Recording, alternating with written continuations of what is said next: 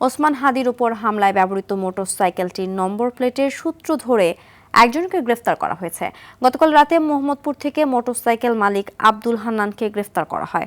রোববার সকালে ডিএমপির মিডিয়া সেন্টারে সাংবাদিকদের এসব তথ্য জানান ডিসি মিডিয়া তালেবুর রহমান। বলেন, হত্যার ঘটনায় হান্নান জড়িত কিনা সে বিষয়টি খতিয়ে দেখা হচ্ছে। ওসমান হাদিকে গুলি করা অপরাধীদের গ্রেফতারের সর্বোচ্চ চেষ্টা করা হচ্ছে। এরই মধ্যে শুটারকে শনাক্ত করা হয়েছে। এক প্রশ্নের জবাবে তিনি বলেন, অপরাধীরা পালিয়ে গেছে কিনা এমন কোনো তথ্য জানা নেই।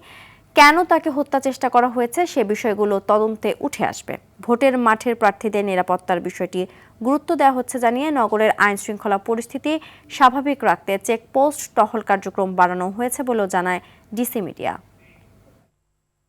ঘটনাস্থলের সিসিটিভি ফুটেজ সংগ্রহ করেছি এবং সেগুলো বিশ্লেষণ করে ঘটনার সাথে জড়িতদের শনাক্ত করার কাজ আরম্ভ করেছি। ইতিপূর্বে আমরা বিভিন্ন মিডিয়ার মাধ্যমে একজনের ছবি প্রকাশ করেছি এবং তাকে গ্রেফতারের জন্য আমরা বিভিন্ন স্থানে অভিযান পরিচালনা করছি। মোহাম্মদ আব্দুল হান্নান নামে এক ব্যক্তিকে র্যাব কর্তৃক পল্টন থানায় হস্তান্তর করা হয়েছে এবং একটা মোটরসাইকেলের নাম্বার প্লেট উল্লেখ করা হয়েছে।